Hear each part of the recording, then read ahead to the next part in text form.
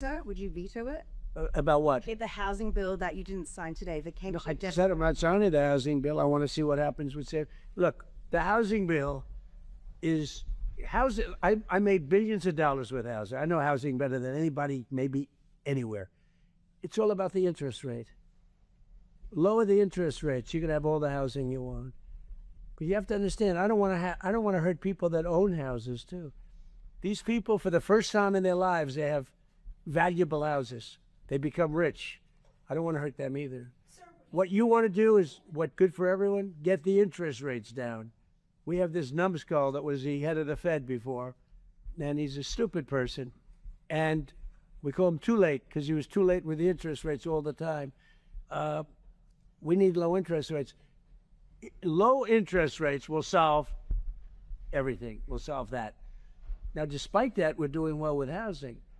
But where we're really doing well is oil is plummeting and costs are coming down. Affordability, we're doing great. The Democrats gave us a tremendous affordability problem, and we're reducing prices a lot. So all that's bullshit. That's it. I mean, honestly, it is shocking. So for those not paying attention this week, an actual bipartisan thing, this is shocking. I know. An actual bipartisan thing happened in Congress. Go figure. And it's a housing bill. They fought over for a long time, and it's a good bill. And I won't go deep into it because this isn't a show about housing, but it is actually a good bill. And the White House was thrilled because finally they could give the Senate, they could give the House, the Republicans, a bill that Trump would sign that actually does something good for working Americans. It's incredible. It's gonna make it easier to buy houses. All these things, they're all set to go. Carolyn Levitt put out a glowing Twitter message about how this is the most important bill, and they set up a podium in the atrium. They're all set to go, and then Trump said, "No, I'm not going to sign it. I'm not going to sign it until you pass the SAVE Act." Now, the SAVE Act, that's what we are going to talk about, because this is the true story. The true story is that Trump knows it's over. The music's about to stop, and he doesn't have a chair. Let's be very clear. He does not have a chair. They're going to lose the House. They may lose the Senate the way things are going right now. And Trump cannot stand the idea that he won't have unlimited power for yet another 2 years after November. That's the real story. And the SAVE Act has become the Save Trump Act in every possible way, right? I mean, how desperate is Trump? I mean, let's go back a bit. Let's review the kind of advice Trump is taking, and then we're going to talk about what's in the SAVE Act. According to the White House, Vladimir Putin said something, one of the most interesting things. He said, your election was rigged because you have mail-in voting. He said mail-in voting every election. He said no country has mail-in voting. It's impossible to have mail-in voting and have honest elections. And he said that to me. It was very interesting because we talked about 2020. He said, you won that election by so much. And that's how he got it. He said, and if you would have won, we wouldn't have had a war. You'd have all these millions of people alive now instead of dead. And he said, and you lost it because of mail-in voting. It was a rigged election, but mail-in voting, Sean. Putin. That's who he's taking his advice about, okay, on mail-in voting for Putin. And we would have had a war. Like, Putin's literally telling him, if you believe that story, that he wouldn't have invaded Ukraine if Trump was president. But gosh darn, Biden made him do it. The insanity of that statement for the president of the United States, we get lost all the insane things that Donald Trump says. But he's taken Putin's advice on mail-in voting. Regardless of the fact that's not actually true about mail-in voting, okay? But he really, really wants the SAVE Act. Here's 10 seconds. It's Save America. It's voter ID. It's you have to be a citizen to vote. Proof of citizenship. Ideally, mail-in voting, you knock the hell out of it. Ideally, mail-in voting, you knock the hell out of it. So what is the SAVE Act exactly? What's in there? I mean, obviously, it's just about voter ID. That's what they want you to believe. This is just voter ID. That's all. It's voter ID.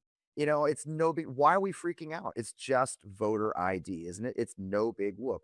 Well, is it? Because this is what it is. All voters must show. This is the White House official. All voters must show photo ID. Okay, great. All voters must show proof of citizenship. Well, that's a twist. Okay, well, I don't know. I was born here. How do I do that? No mail-in ballots except illness, disability, military travel. Okay, so now people who don't What if you live in you live off the beaten path? In Georgia, when I was running an election in Georgia, helping a candidate in Georgia, Lincoln County, Georgia, that they did in Lincoln County was they actually closed 4 out of 5 of their ballot box locations, 4 out of 5 of their voting locations. And the only one that remained was not on any public transportation routes. Okay. So what they did on purpose was anyone who relied on public transportation to go to the voting booth couldn't get there without having to pay their way using Uber or whatever it may be in a rural county. So that's what they want. And by the way, who does that probably? It's probably POC. It's probably people who are in poverty or living on lesser means, people who are rural. No mail-in ballots is a bad thing. But here's the kicker. Look at the last two. No men and women's sports, no transgender mutilation surgery for our children. Okay, folks, that's the SAVE Act. And while they're on TV saying, oh, we've got to have voter ID, it's all about voter ID. The truth of the matter is it's the usual gaslighting. It's about suppressing the vote. Hey, look, don't take my word for it. Look at this morning. Our friend Representative Rose. If we don't have secure elections, then we'll see, events like what happened in 2020 happen again and again. And the American people will ultimately be frustrated and perhaps give up on the democratic process that undergirds the republic. What events happened in 2020, Representative Rose? You mean the attack on our Capitol because Trump convinced his followers he actually won the election? Is that what happened in 2020? Because this is all mythology. There's been no proven cases of voter fraud in that election. Trump lost clean. But this is the story.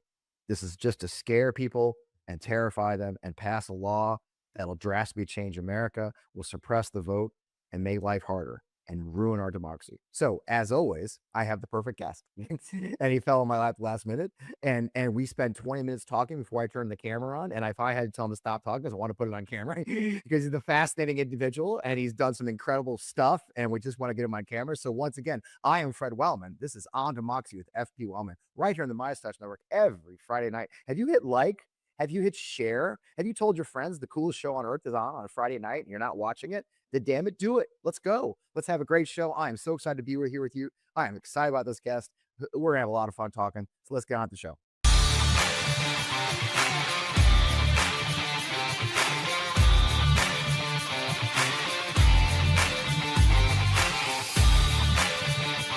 Welcome. Friday night. Right here on the MyStash Network. I am Fred Wellman, as I mentioned 30 seconds ago. Man, we're getting closer and closer to the midterm elections. 131 days for those keeping count. We are not far. Everyone's talking about campaigns, fundraising, polling, candidate recruitment. But today we're going to talk about something much more fundamental and important. How secure are our elections? Not from imaginary conspiracies, but from politicians who may try to manipulate the rules themselves. My guest today spent decades. I mean, you guys, decades fighting these battles since the very earliest days of these battles when people were trying to take our way to our right to vote. David F. Walbert was argued voting rights case with the Supreme Court. He's testified before Congress. He's represented voters for more than 50 years. His new book that he put out this fall looks at how election manipulation has happened throughout American history and why many of those same tactics are reappearing today. So let's welcome Dave. Welcome to On Democracy, sir. Glad to have you on the show. Fred, thank you. It's a pleasure to be here. Really looking forward to the conversation. The last thing we talked about before we went on camera, tell me about the quills behind you, because I didn't know you told me about those quills that are in your background of the background of your show, because I want people to know about those, sir. Yeah, so I keep those there. So when you argue in the Supreme Court, one of the remaining aspects of that, how they handle it, that goes right back to the very first arguments. Back in the old days, they would leave a quill pen on the table for counsel to use in the ink bottle to make notes during an argument. Well, they still do that. Of course, there's no ink bottle and there's no use of the quill pen, but they leave the quill pens out there and it's on the table when you go up to argue. And some people don't know it, but that's a souvenir. So you take it and you stick it in your little jar like that and you keep it as a souvenir. So that's what those are. Needless to say, you've been in front of the Supreme Court a couple of times, and you got some very unique perspective on what's happened. Just what's your perspective? You saw what we just opened with, the lies with the SAVE Act, the restrictions on voting. I mean, you've been doing this for 5 decades. You told a story in the pre-show about arguing your very first case. against a lawyer named John Roberts. You've testified for Congress. I mean, what do you think when you see these arguments and this week, this attack on voting rights yet again? Well, it's awfully disheartening because it's so transparent, and the complete misrepresentations that the Supreme Court uses, let's talk about that one for a start, is just total. John Roberts was on the other side as a young lawyer in the Department of Justice when when I had the first case I argued in the Supreme Court, and he tried to get the Solicitor General in the Department of Justice to file a brief in my case to intervene in it in front of the Supreme Court in support of what was a white supremacist political election system in a county in Georgia that I had that case on. But even more importantly, he was the main guy at the Department of Justice back in 81, 82, who was opposing the amendment really of Section 2 to try and bring back life to that statute after the Supreme Court in a case in 1980 had totally disingenuously read the statute, so it disappeared. They took the original Section 2 and erased it. So Congress was trying to reinvigorate it, bring life back to it, and get rid of this so-called, you got to prove not only that a law is grossly discriminatory, you've also got to prove that the sole reason behind it is to discriminate. So we were trying to change that, and we did. I testified on it. Obviously, I wasn't that powerful in that thing, but I testified and created the results test for discrimination. Roberts was adamant about that. He fought that tooth and nail as a young lawyer. He was prepping all the guys on the opposition side. He was writing testimony for Brad Reynolds and so on. So he gets on the Supreme Court, and he has made he's done everything he can on the Supreme Court to turn the voting rights law back into what he wanted it to be, and just ignoring everything Congress did. He has successfully rewritten the voting rights law and basically erased it. Let's not pretend there is one anymore. Yeah, no, it's been erased. Yeah, it's gone. So he did that. So on that, and it's just another one. I had a lot of respect for the Supreme Court as an institution for many, many years. Didn't, even though they're disagreeing with me on a lot of cases, I respected the institution and how it sat in our history. Notwithstanding, a lot of that history is pretty ugly by the Supreme Court. But when you come down with some of these cases like Trump versus United States, I kind of given it up. Here on the one hand, like you get the women's right to choose, and you say, well, you know what? Yeah, the Constitution protects liberty, but it doesn't specifically say that liberty allows a woman to decide whether she's going to have a child or not. That's not part of human liberty. So that's out. But you get over here to immunity for Trump, go find a single word in the Constitution that would justify that decision and say that a president has immunity from criminal conduct under our Constitution. There ain't a word in the Constitution, not a single word you can hang your hat on there, unless you want to say he's got the liberty to commit felonies, which, they are the guts to say that. So it's a pretty scary talk. So just the made up nature of their stuff. I mean, it would be one thing to have conservatives on the court who would stay conservative and they would have their philosophy, and here you go. But that isn't what this court is. This is the court that will pick a doctrine off its shelf of doctrines and use whatever it takes to make the decision come out to the accord with their personal views, period.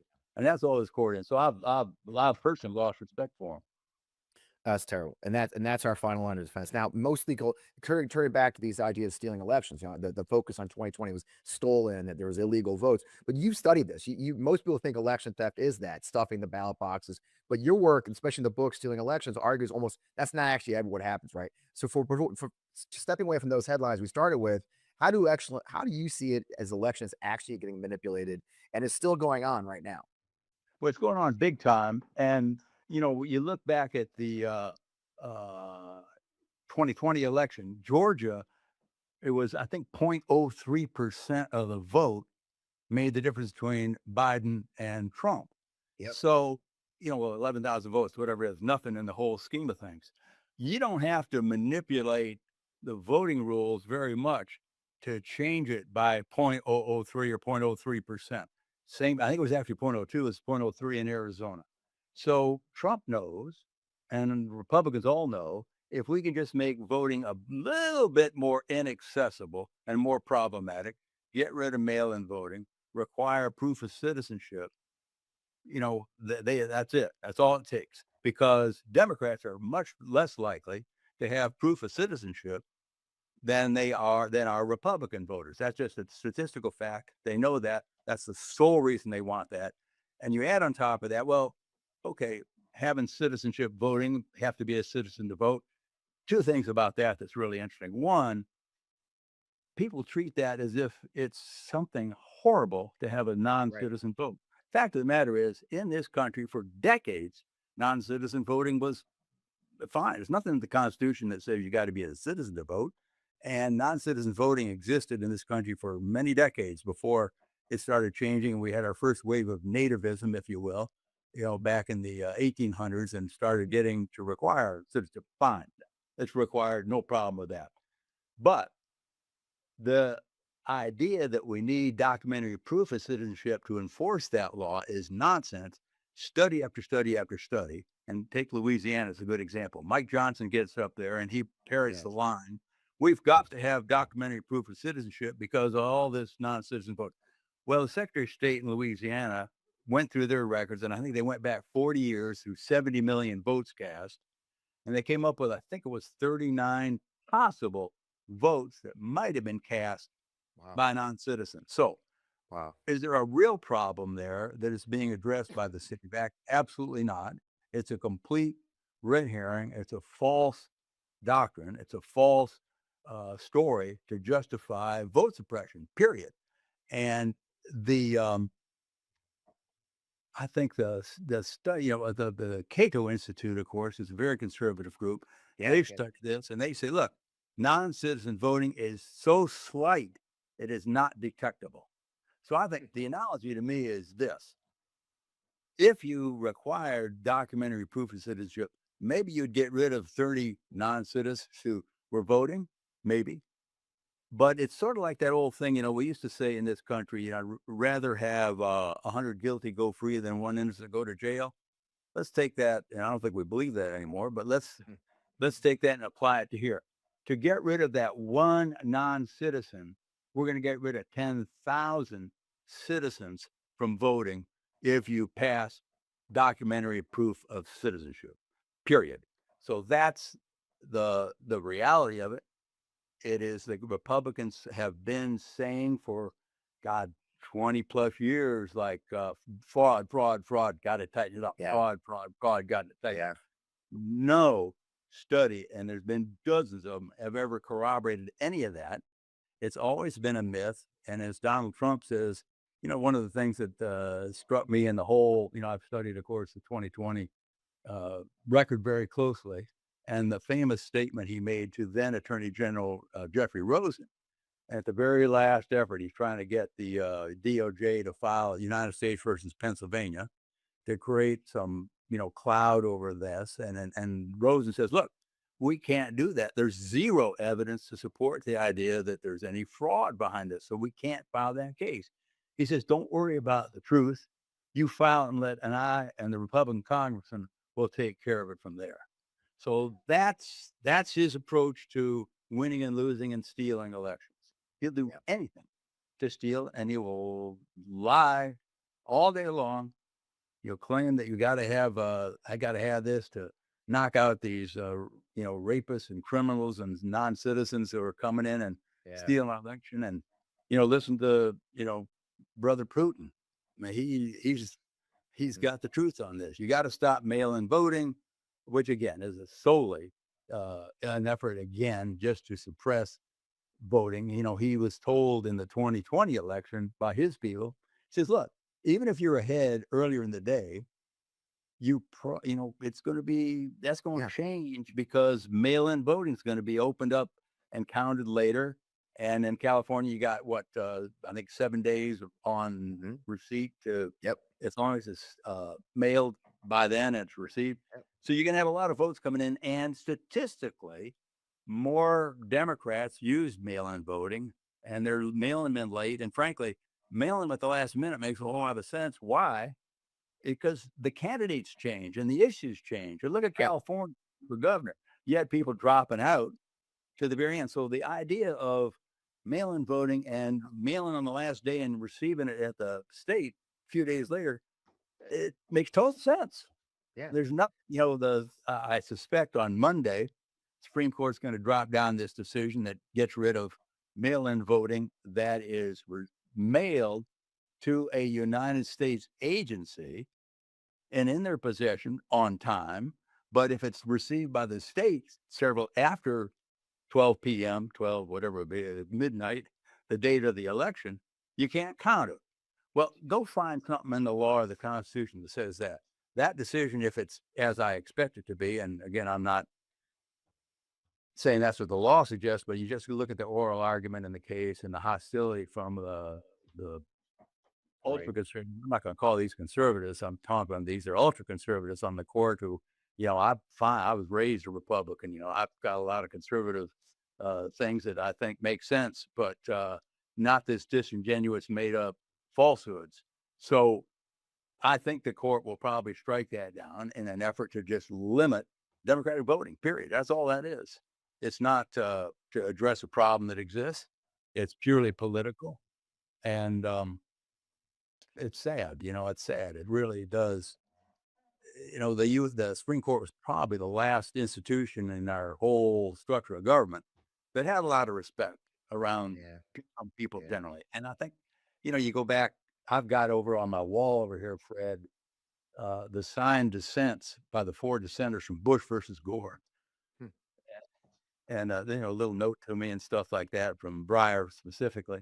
But to me, that decision was absolutely political.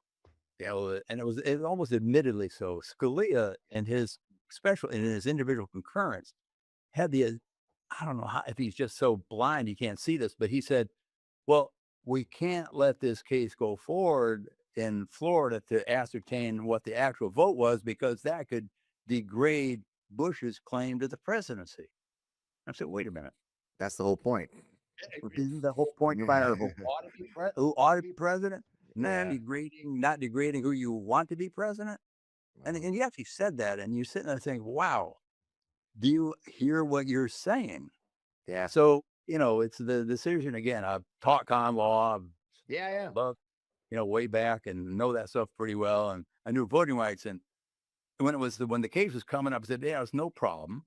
I'm not worried about the Supreme Court because there's zero basis in the law or the precedent from this very conservative court that would ever justify taking this case and doing anything with it other than what Florida's doing. That's a state law question. But here we are now. And then the day that they granted cert on it and took it, I said, fix is in. And lo and behold, fix was in. The political decision. Let's take a pause because I want to circle back to the historical side. You talk about line your book. So let's take a pause for our sponsor.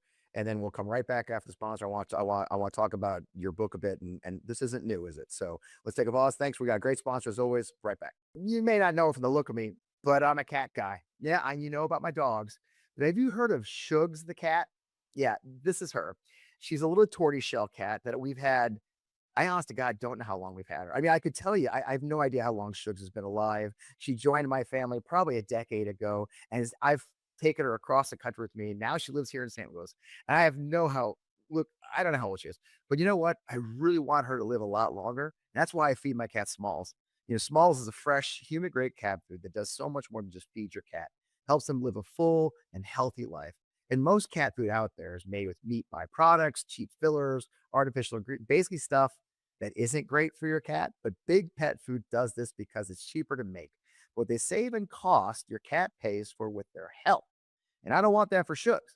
So Smalls is different. Their fresh recipes are made with at least 80% animal protein. They're gently cooked to retain all their nutrients and flavor. They never add fillers or artificial ingredients. Their food is so healthy that 88% of cat parents say that after feeding Smalls, their cats have better digestion, a softer and shinier coat, and more energy to play. And let me tell you, Shugs needs it because it's actually good for your cats and it's very good for Shugs. So your cat's health and longevity starts with what they eat. Try Smalls. Get 60% off your first order plus free shipping and free treats for life when you go to smalls.com/Fred. So as an On to Moxie listener, you get this deal for a limited time. That's out one last time. That's 60% off your first order plus free shipping and free treats for life when you head to smalls.com/Fred. Check it out for your cat because I'm doing it for Shugs. Thanks. And we're back. So, in your book, one of the fascinating parts of your book that none of this is actually new, is it? Right, Dave? I mean, you've been doing this for 50 years, like you said. You talk about historical examples. These Republicans today and these people who are fighting the voting rights, they've been doing this an awful long time, haven't they? And the techniques aren't necessarily new either, are they? Well, that's right. And I wouldn't say, if you go back far enough to the real serious vote suppression in the South, that was Democrats, of course, when the South was a one-party state. And it was always justified, the bogus literacy test, the understand and interpret test, and what have you. All those are justified not to keep black people from voting. They all said, well, we needed to stop voting fraud. Same story. It's always the same story. Well, we need to tighten up voting because, we're going to have fraud without it. So it's exactly the same type of story. And it's just, the sad thing is we had made a lot of progress, after the 65 Voting Rights Act was passed, and a lot of good decisions by Congress, some from the Supreme Court for a while until they, abandoned ship and started going the other way. And so yeah, you're 100% right. We've seen the playbook. And we've seen exactly the playbook from Donald Trump laid out in excruciating detail in 2020. And the record is amazingly detailed on that, with emails, with testimony of all the participants. Yep. And that's So, what. Go ahead. I wanted to say too is Congress has a role in this, right? I mean, it seems like, we had the opportunity to fix this kind of stuff, right? And we can fix it again, right? I do feel like perhaps that the Democrat went to Congress, we had all three in the early days of the Biden administration. I mean, could they have acted on this, and what can the next Congress do? Well, it's a really good point. The Freedom to Vote Act was actually a really good piece of legislation that passed the House, got a majority of votes in the Senate because it was Democratic, but didn't crack the filibuster rule. And I'm not advocating getting rid of the filibuster rule. And today's situation shows exactly why. Yeah. But, that law, that I would criticize that act in one regard, which was it had everything in it. It had a really good provision to get rid of partisan gerrymandering, but it also had every kind of additional pro-voting type of legislation to liberalize voting. So the Republicans went nuts. At some point, I do think, gerrymandering is so ridiculous at this point. We've always had some degree of gerrymandering, but we've never had anything like what's going on today. And of course, the Supreme Court, people would say, well, Jesus, I think Supreme Court decisions are political in allowing this. Yeah. And, you can make a pretty good case for that because gerrymandering has been very pro-Republican and for decades now. You look at the 2010 redistricting, and I think it was Democrats had to win 8% more votes nationally to break even in Congress. That's how bad the gerrymander was. And I don't know what that number is today, but with the continued, we already had pretty badly gerrymandered congressional districts around the country. We had +5 already in Texas, +5 already in Florida, in comparison to what a nuclear plan would be. And now they're going for +10. Now, obviously those districts could still theoretically be won if Democrats outperform Republicans by 15%, those districts are going to get won anyhow. But that's the disadvantage that Trump wants going into the election. He wants to do everything at stealing the election any way he can, starting off with redistricting, then going to the SAVE Act. And then the last thing I worry about, if you really look, Fred, what is the biggest danger of the midterms? And let's say all these things fail and Democrats turn out in numbers to reject the Republican agenda, so that they would, if the votes were counted fairly, they would win. I do worry about exactly what he did in 2020. Right. And if you look at what he tried to do, he said, well, if there's a disputed congressional seat, the decider of that is not the state. It is not a court in a court case. It is the House. And on the Senate side is the Senate. So Trump tried to do exactly that. He tried to confuse the vote count on electoral votes back in 2020, right up to, right up through December 31st, he was doing this. Yep. And trying to get enough confusion so that a state could, so the Congress could say, well, we're not sure what the electoral votes ought to be from Georgia. We're not sure what they should be from Pennsylvania. So we're going to look at the evidence in Congress. And then Congress would be deciding, what, who won these different states. And I worry about the same exact playbook coming out in the midterms, where if Trump sees that he's losing Congress, the House and or the Senate in November of this year, we have to be prepared for the exact same thing happening, where you will see the continuation of lies about there's fraud here, there's fraud here, there's fraud here. Right. We gotta, and I worry about the ultimate trick. So in Fulton County here in Atlanta, we've had the FBI, based on complete conspiracy theory nonsense that's been 100 times debunked, seizing election ballots from the 2020 election here in Fulton County. Now, why is the FBI doing that? You're not going to relitigate the 2020 election, but you're setting the stage to justify seizing election machinery and election ballots in November in order to, and you'll say, well, look what, we've reviewed all this stuff from Fulton County and we've taken a new look at it. And you know what? We found out there was fraud in 2020, all made up, all, Cash Patel nonsense. He'll say anything to this effect, but it's a justification for mucking up the election in Fulton County to the point where the state will be unable to declare a winner because the ballots have been taken. That to me is the ultimate fear, and especially in a place, well, Georgia's got several days after the election before they have to certify. California by law has, I think, 29 or 30 days. So if he sees there's losing, all you got to do is interfere with the state and make it so that the state cannot physically declare who won because 2 or 3 precincts have been snatched or a whole county has been snatched. Like in Georgia, as you know, Georgia, Fulton County is a prolific source of Democratic votes. And then it goes under the Constitution. It doesn't go to court, doesn't go to the state Secretary of State to declare the winner in that situation where it's all mucked up. It goes to the House of the Senate. And you know what's going to happen there? That's exactly what he tried to do in 2020. So I'm not coming up with I'm not coming up with a crazy paranoid theory here. I'm just taking, well, what did they do in 2020?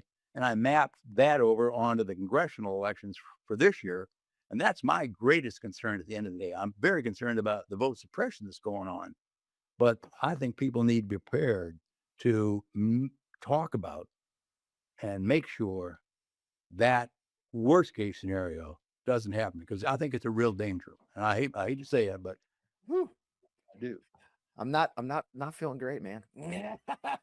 So how do we prepare for that? I mean, I try to leave people on optimistic note as much as that is hard to do these days, and tell people what they can do as voters and as listeners of this show. Like, what would you tell people? Say, hey, how do we prepare for this? How do we subvert this while we can? I mean, what is your view on that? I mean, you've studied it for years. What's been successful for us to be successful this fall and have our rights counted, have our votes counted? Well, I think there's 2 things. I think that people talking about it among themselves, getting more and more educated, understanding the dangers, understanding what's going on, understanding how bad the vote suppression efforts are and what's going on in terms of and talking to your friends, talking to everybody about that so people get educated and get ready. If there's enough people that see the steal coming, and we didn't see that coming in 2020. No. I mean, who was thinking like you would actually fake the electoral vote count at a state Right. level to go to Congress? You didn't see that, but now we know that's the playbook. Yeah. So get ready, talk about it, make sure that all the people in Congress, the Democrats in Congress, are ready for it, they're talking about it. And I think that if there's enough noise calling him out in advance, I mean, his trick is to lie about stealing in advance to get people believing, gee whiz, it can get stolen by a fake count by the Democrats. Got to call them out. Got to lay this out. You got to talk about it and talk to your friends about it. And then make sure you're all your elected officials are really taking it seriously. It's not just all of the Democrats trying to get voter turnout to try and defeat the Trump people, the Republicans that support Trump. It's not just that. It's also um, getting ready for the worst case scenario and being prepared for that. Courts, I would have no confidence in the Supreme Court today on this, but there are a lot of lower court judges that, at this point, you got to be ready for lawsuits and so on. When you see this coming, got to be ready for it. Got to be going down there with the restraining orders right away. If the FBI tries to snatch the ballots in Fulton County, we've got that case went before a judge who unfortunately he just let it go. He didn't, the disingenuous basis of the FBI's affidavit was crystal clear, but he wouldn't touch it. He sent it to mediation, which interesting idea. So Well, it's a cowardice. We see this all the time. These judges are afraid to go against the MAGA crowd too. They're afraid for them to find a way to look. I'm not saying I experienced it, but I was sued for $150 million by Mike Flynn, and the federal magistrate refused to act in any way. She was that's pathetic. praying they dropped the case, and eventually they dropped the case with prejudice. But yeah, we see that all the time, right? We see these judges are afraid too. That's a scary situation, I think, in a lot of ways, isn't it? Right. Yeah, and they're they are, and but I talked to some of the judges. Boy, I tell you what, they are phew, furious about what's going on. They understand it. They are appalled at what the Supreme Court's doing. They're astounded at what Trump's doing. So it's a mixed bag. There's real judges out there. There's real judges out there too, in addition to the ones that aren't real judges. That are, like you say, are just too timid. Well, I could go all night talking to you, sir. So, having said that, where can they find your book? Where can they find information about your work? Got to do the plug. Got to do the shameless plug. You're an author. Remember? Yeah. No. Book is Stealing Elections, American Style, and I'll tell you, it's a really fun read. It's got a lot of good history stories in there around. In addition to the discussion of what's going on today, it's got. I tried to make the discussion about the Supreme Court's role really very readable. You don't have to be a lawyer to read that stuff, but it is so obvious how disingenuous they are. I wrote it up so I think it'll pop out into anybody like, wow, it's that bad. So it's a fun read. You can pre-order. It's released on September 3rd.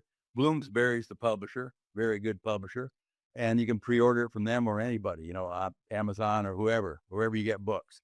And then there is a website, davidfwalbert.com, that's got, kind of beyond everything I did. So I was telling you, Fred, beforehand, that my son did it. So it's, it's accurate, but it's embarrassing. So definitely go to the website, davidfwalbert.com, done by his son, that blows up his incredible career as he sits in front of the quills for the Supreme Court and assigned Supreme Court dissent, acting like he hasn't done big things. Dave, I can't tell you what a pleasure it was to talk to you today. And I know the Minus Mind love you. So thank you so much for joining us. We could talk for days. I guess we're just going to have you back again, sir, and talk about this later in the fall. That'd be fun. I'd be glad to. All right. Good seeing you, sir. Thanks for joining us here at the Minus Touch. Thank you. Stay safe out there, sir. My pleasure. Wow, I could talk to Dave all night and all day.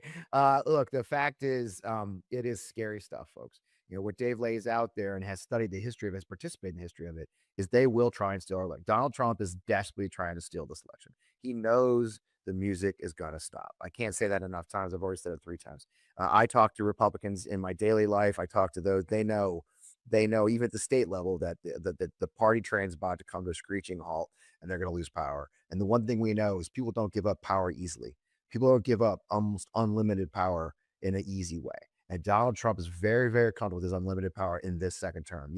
He's bulldozing the White House. He's holding illegal events. Yes, the UFC fight was illegal, a blatant violation of the Hatch Act, but nobody cares because you know who lays down. Do you know who enforces the Hatch Act? Donald Trump. Okay, so law for law being just absolutely crapped upon. It just things done with no oversight from this doormat Congress, and they do not want that train to stop. And so it's up to us. It's up to you. It's up to you to participate in your democracy. It's also up to you to be able to be ready when they try to steal it from you. So yeah, we may have to yell. We may have to use our voices. We may have to donate money to the fight. You're going to have to be ready for that for us to save this democracy.